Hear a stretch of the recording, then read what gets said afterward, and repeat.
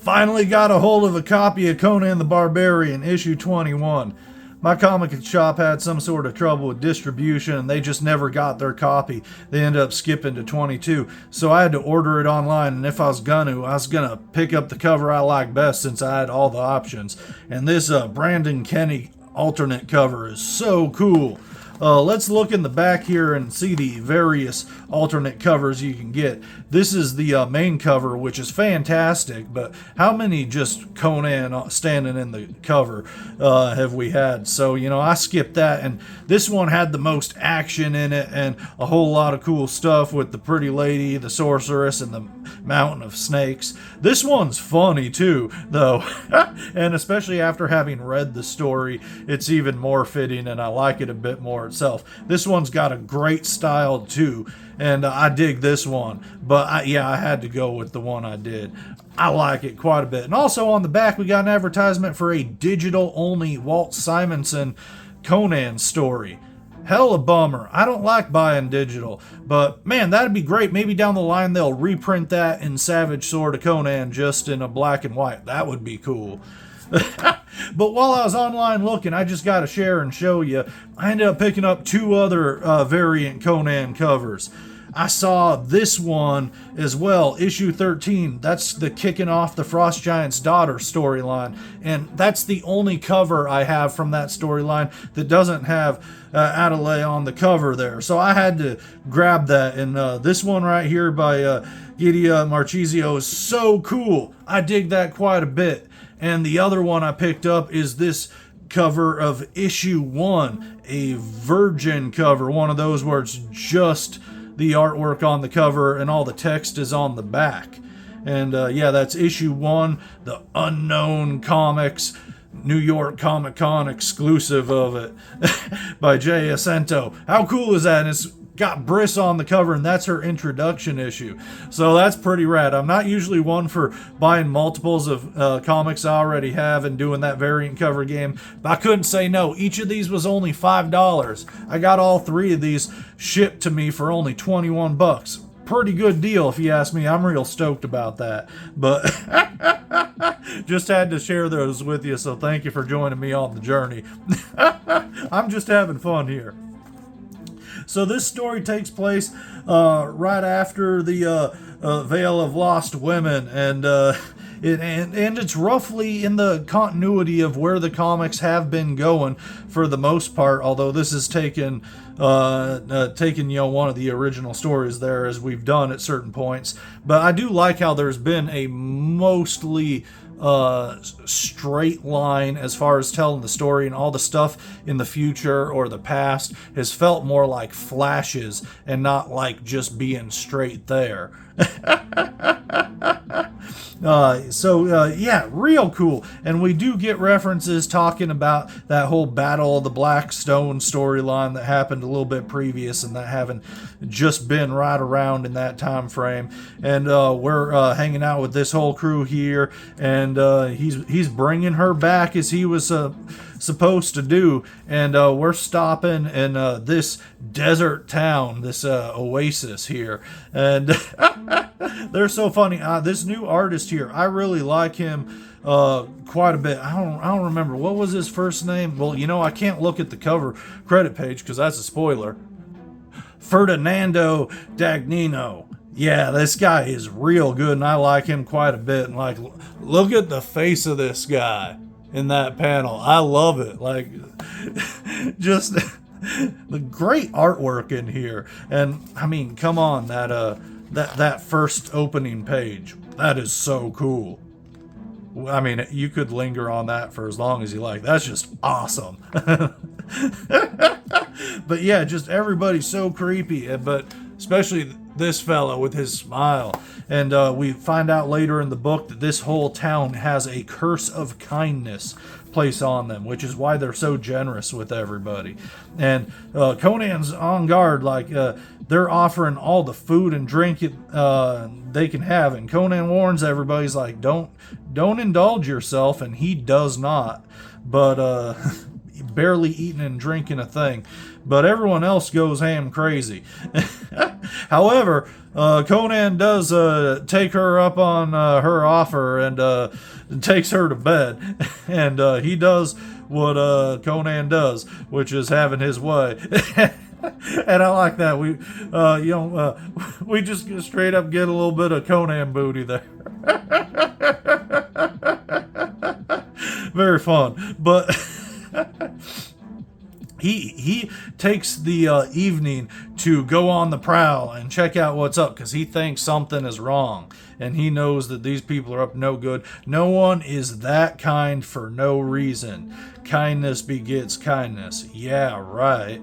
So he jumps out and goes to spy and see what's going on, and sure enough, he sees a bunch of the people taking food out of the main village and taking it somewhere. So he goes to see where it's going, and finds a underground prison that they're feeding people in, and he knows, like, that's gonna be us come the next day.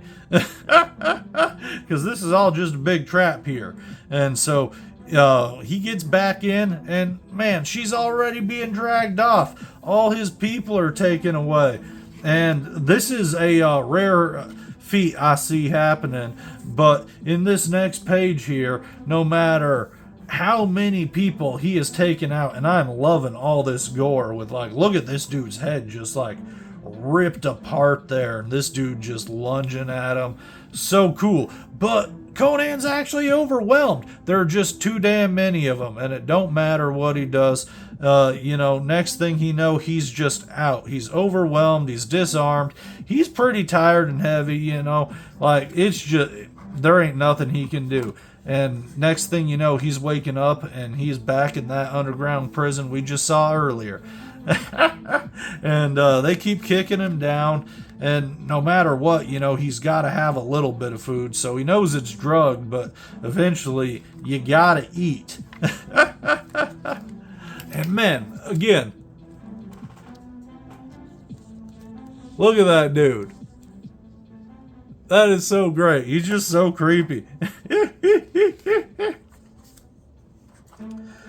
But here we are, Conan waking up, and he's seeing the sorceress, and man, she looked cool on the cover, but look at her here, man, with just that bright green, so very cool, and like, it really pops. You look at it on the cover here, and you don't get the color of what she's wearing and everything, but then you get it here, and it's just that bright, vibrant green with that very pale skin. It's just very striking visuals to me, especially with how the get-up actually looks. But yeah, I always know I'm saying these names wrong, and it's just how I'm reading them and saying them. But please correct me. But Athyr-Bast.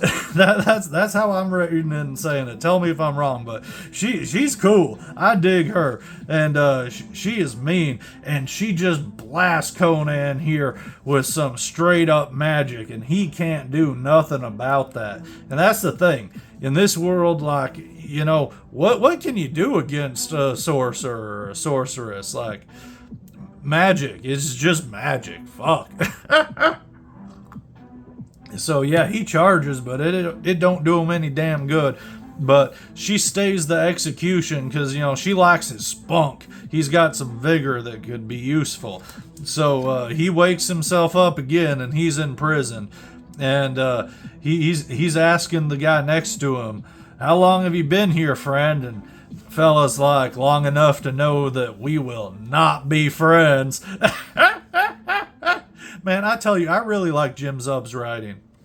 And the pacing for this book has been phenomenal. But he's just kicked out, and we see that he's in this big old gladiatorial arena, and we don't quite see who's up in the shadows, although I think you know who it's going to be. Because as this fight goes on, we see him right here, and then boom, last page, Thathamon. Very cool. I love it. So, man, we got Thathamon in the book. They teased Shuma Garath. Like, we got some crazy stuff going on, and all the stuff we've kind of had just building up. Like, man, reading that Solomon Kane story with that serpent ring and everything. Like, I just feel like everything's building up and on top of each other, and like everything might not be flowing together perfectly as far as like each story is building to the next, but it feels like everything's so organically just happening and getting me hyped for things. So, yeah, I don't know. I'm just real excited. This was a real fun issue. The artwork was fantastic. The writing was good. I haven't had my regular Conan books in a while. I'm like 3 months behind just because my comic shop didn't get that one issue. So I'm just so excited to have read it, and I'm really holding myself back from just binging and reading issue 22 and 23 back to back. I still need to pick up issue 23, but I believe it came out last week, and I just need to go to the comic shop still. But I've been sitting on issue 22 waiting to read it because I had to read 21 first, and it did not disappoint. All these variant covers were fantastic, and in the back we get another wonderful essay by Jeffrey Shanks all about Thoth-Amon and the build-up and the use of him throughout the Conan stories. And I don't know, maybe it's just because I've read so much of all the Conan stuff kind of jumbled together that I remembered him being more important, but I guess he's really only mainly featured in that one original Conan story, and then he's just kind of mentioned by name at a few points later in the actual Robert E. Howard stuff they're saying here. And he becomes more of a central main antagonist in the later comic books and the novels that other people did. And I don't know, I guess I know I've read a lot of those cheap paperbacks that are by God knows who. They're just Conan stories. I never really paid attention. And, I guess I just mishmashed that with the comics and everything, and I thought the Mon was more of a big deal than he was. But I guess that is just because over the years, it all builds up on itself.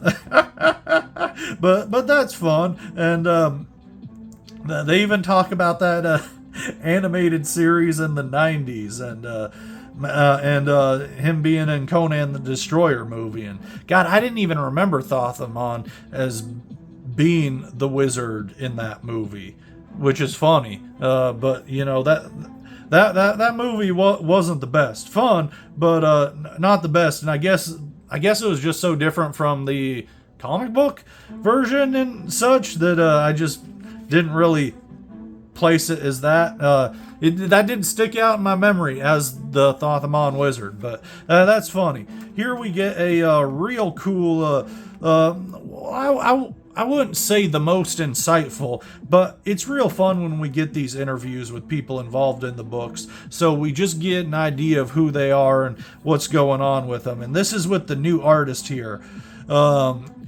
And I really like this Fernando guy. His art's real good. He comes across real cool in this book, and he even mentions that he worked on his own little independent book, Smart Girl. And it makes me want to check that book out too. So I gotta keep my eye open for like a trade paperback or something. But I had so much fun with this.